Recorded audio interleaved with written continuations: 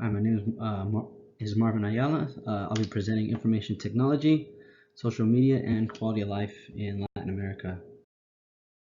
Topics we'll be covering are information technology, social media, and people negatively affected. And we'll be doing a quality of life analysis. So for information technology, a study shows by Hoffman and his team is that the cost of internet decreasing and the cost of communication services also decreasing in the last 20 years have basically decreased barriers and improved access to communication technology. Information technology. So for information technology as an investment has shown to improve um, productivity and employment, and has also of course, decrease poverty. In this chart, we show information technology capital and GDP contribution as a ratio to productivity relative to the United States. And we could see a trend at about the 1990s. Everything's at about zero point 0.9 or so, and decreasing over the next 20 years to about 0.5 to about 0.7 on the top of the range, basically showing that uh,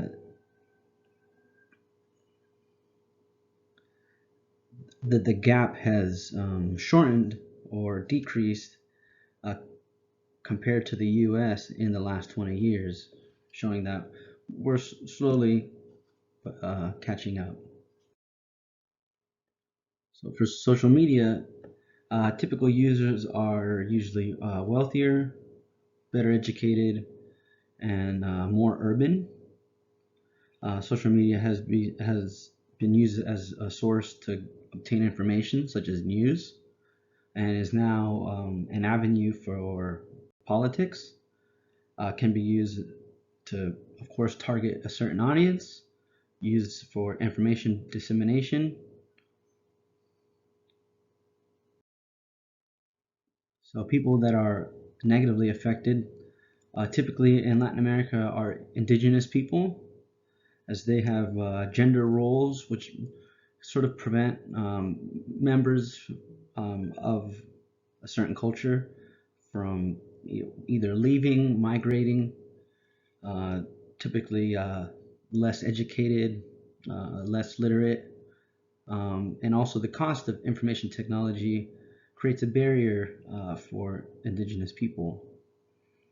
Similarly, in rural areas, people are poorer, less literate, therefore less educated as well, and the cost also creates a barrier, reducing access for those in rural areas. As I previously mentioned, it seems people that benefit more are people that are more urban, educated, and so on. So for the quality of life analysis, we'll be going economic quality of life, which covers economic well-being, political quality of life, which covers rights and freedom, social quality of life, which covers social harmony and justice.